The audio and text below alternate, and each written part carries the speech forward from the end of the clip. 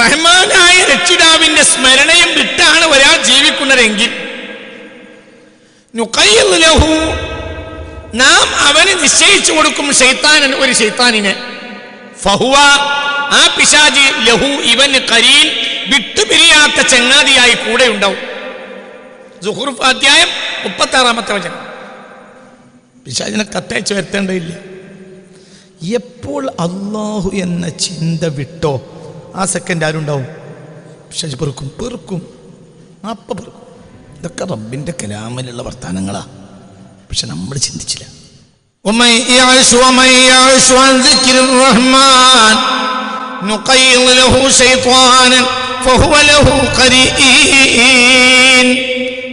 ഏതൊരാൾ യഅ്ശു ജീവിക്കുന്നുവെങ്കിൽ റഹ്മാൻ, റഹ്മാനായ റബ്ബിന്റെ ചിന്തയും വിട്ട് റബ്ബിന്റെ ദിക്റില്ലാതെ ഒരാൾ ജീവിക്കുന്നുവെങ്കിൽ നുഖയ്യിദ്, നാം നിശ്ചയിച്ചു കൊടുക്കും ലഹു അവന് ശൈത്വാനൻ, ഒരു പിശാചിനെ.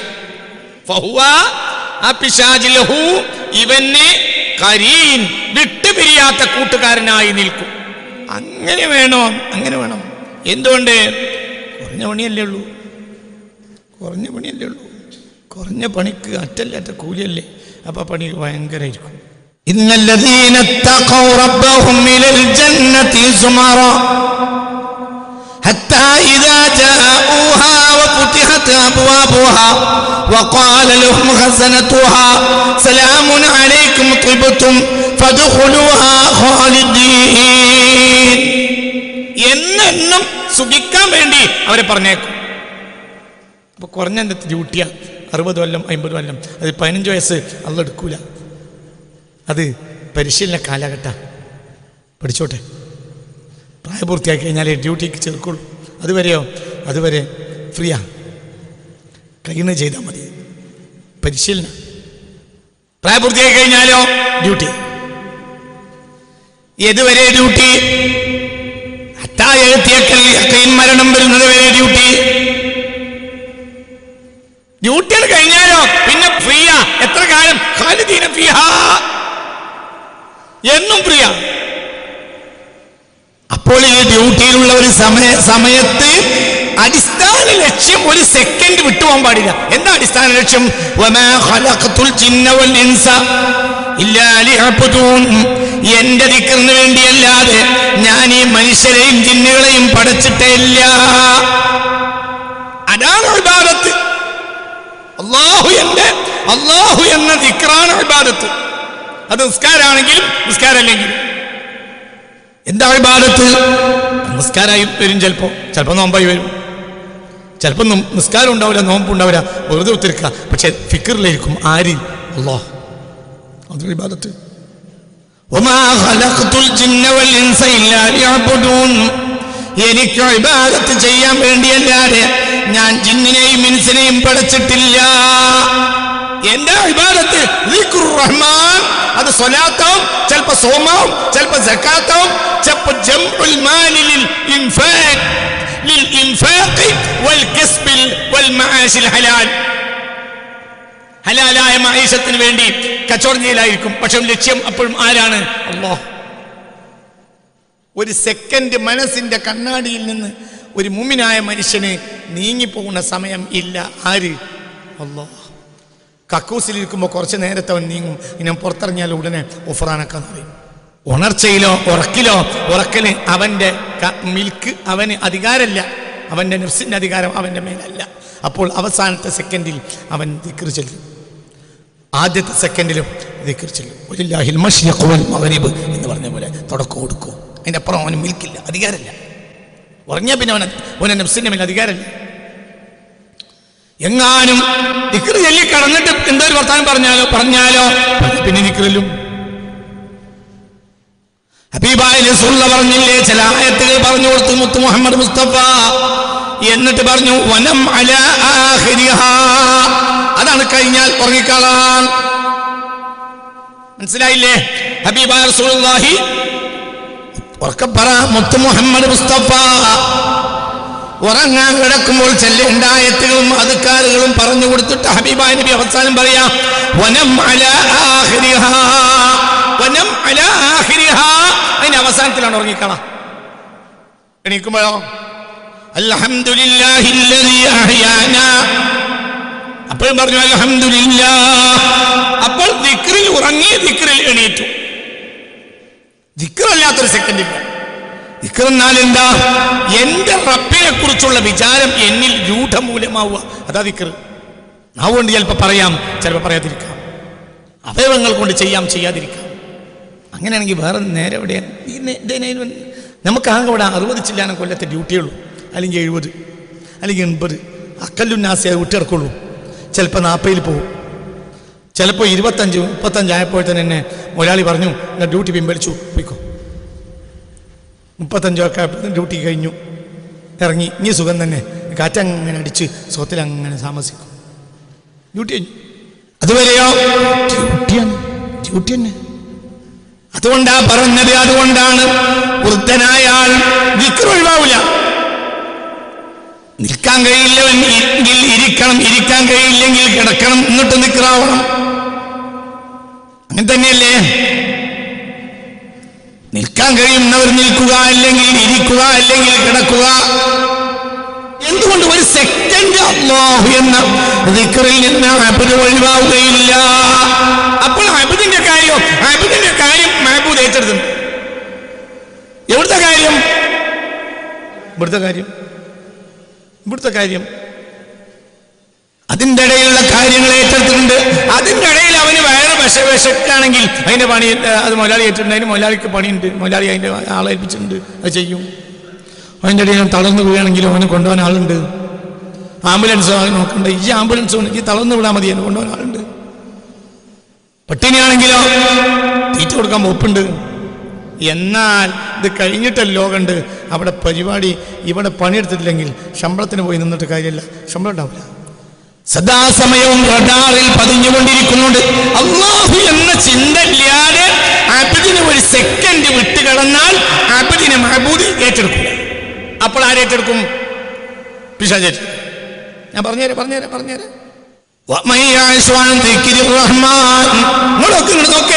ഇങ്ങോട്ട് തഫ്സീർ വായിച്ചുതരാ. വലിയ വലിയ പ്രാമാണികരായ കുബാരികളായ ആയത്തുകളുടെ തഫ്സീർ ഞാൻ കൊണ്ടുവന്നിട്ടുണ്ട് റബ്ബിന്റെ സഹായത്താൽ. ഇന്ന് വായിച്ചു തരുന്നില്ലെങ്കിൽ അടുത്ത ആഴ്ച വായിക്കും.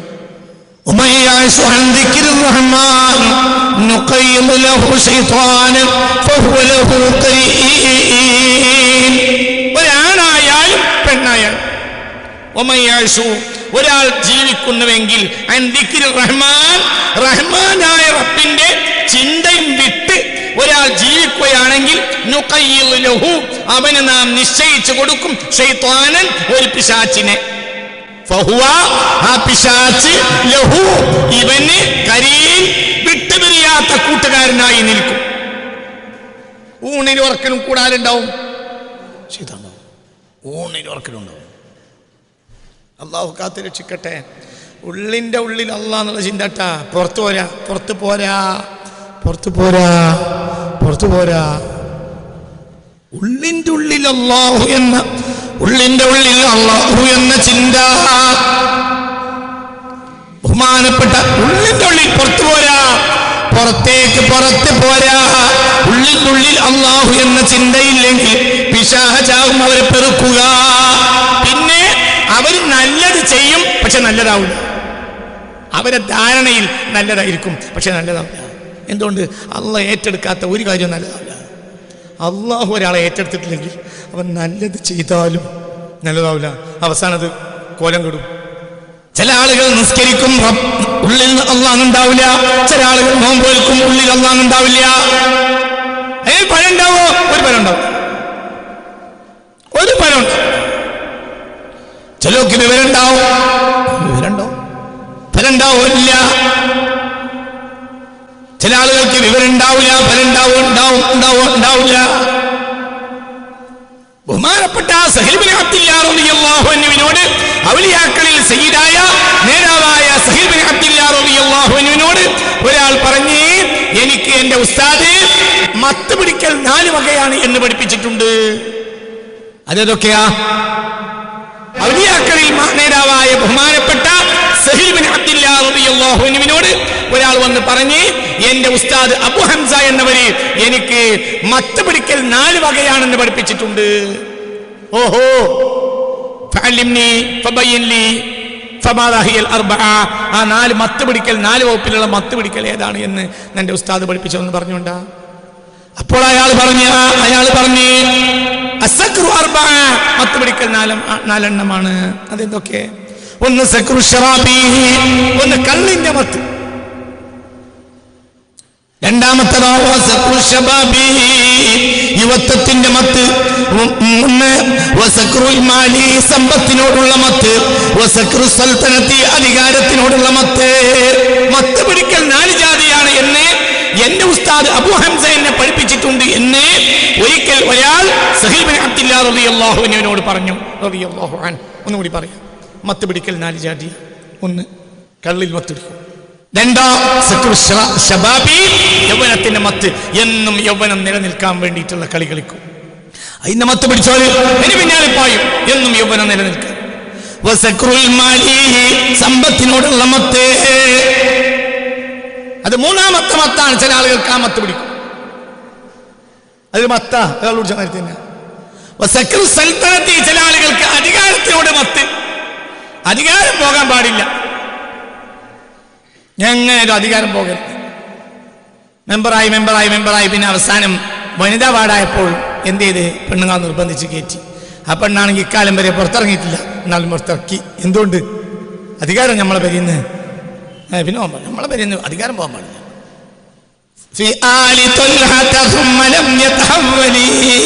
എന്ന് കവി പറഞ്ഞതുപോലെ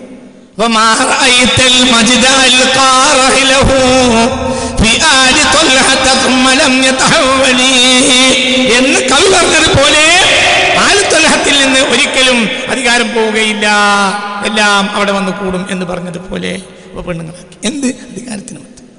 അപ്പോൾ പറഞ്ഞു, എന്റെ ഉസ്താദ് എന്നെ ഇപ്പോഴും പൂർത്തിയാക്കി പഠിപ്പിച്ചിട്ടില്ല. മത്ത് പിടിക്കൽ 4 ജാതിയല്ല, 6 ജാതിയാണ്. ഈ 4ന്റെ പുറമെ ഇനി 2 കൂടി. അതെന്താ?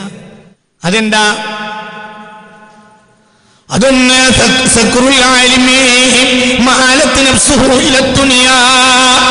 മൗല്യന്മാർക്ക്, പണ്ഡിതന്മാർക്ക് ഉള്ള ഒരു മത്ത്. അവർക്ക് ദുനിയാവിനോട് മോഹം ഉണ്ടാവുക. നാവിൽ അള്ളാഹ് ഉണ്ടാവും, പക്ഷേ മനസ്സിൽ ദുനിയാവ്. അത് വേറൊരു മത്താണ്. സക്രുൽ അലിമി, പണ്ഡിതന്മാർക്ക് പിടിക്കുന്ന മത്താണത്. മോനിയുടെ മനസ്സെപ്പോഴും എവിടെയാണ്? ദുനിയാവാണ്. നാവിൽ അള്ളാഹ്, എന്നാൽ മനസ്സിൽ അള്ളാഹു ഇല്ല. മനസ്സിലുള്ളത് ദുനിയാവാണ്. അപ്പോൾ ആ മോനിയുടെ കരീൻ ശൈത്താനാണ്. അള്ളാഹു നമ്മളെ മനസ്സ് തുറക്ക്. അള്ളാഹു തൗഫീഖ് തരട്ടെ. അള്ളാഹു തുറക്ക്. പിന്നെയോ ഇനിയുണ്ട് മത്തേ സക്രുൽ ആമി, യുരീദു അൻ യുസ്നാ ബിൽ ഇബാദ വഅൻ തുശാറ ഇലൈഹി അനാമിൽ ബിൽ അനാമിൽ വഅൻ യുശാറ ഇലൈഹി ബിൽ അനാമിൽ. സക്രുൽ ആമി, നാടന്മാർക്ക് പിടിക്കുന്ന മത്ത്.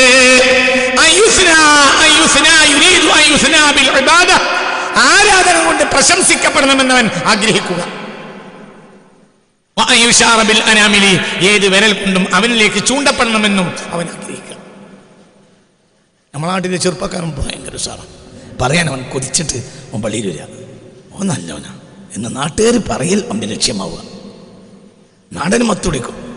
ജമാഅത്തിന് പോയി പിന്നെ ജമാഅത്തിന് മത്താവും. ജമാഅത്ത് പോക്ക് നിർത്താൻ വേണ്ടി പറയല്ല. ലക്ഷ്യം ആരാവില്ല? അല്ലാവില്ല. അനാമിൽ വിരൽക്കൊടികൾ മുഴുവൻ അവനിലേക്ക് ചൂണ്ടണമെന്നാണ് അവൻ്റെ ആഗ്രഹം. ഇബാദത്ത് കൊണ്ട് അവനെ പ്രശംസിക്കപ്പെടണമെന്നാണ് അവൻ്റെ മോഹം. മൂല്യര് അങ്ങാടിയെ പറ്റി ചിന്തിക്കുമ്പോൾ അങ്ങാടിയിലുള്ളവൻ പള്ളിയെ പറ്റി ചിന്തിക്കുക. 2 ലക്ഷ്യം അല്ലല്ല, 2 ലക്ഷ്യം ദുനിയാവാ. മൂല്യർക്ക് പണം ഉണ്ടാക്കുക, മറ്റോന് പ്രശംസ ഉണ്ടാക്കുക. മനസ്സിലായോ? പറഞ്ഞു മത്ത് പിടിക്കൽ എന്നാൽ അത് 4 ജാതിയല്ല, 6 ജാതിയാണ്.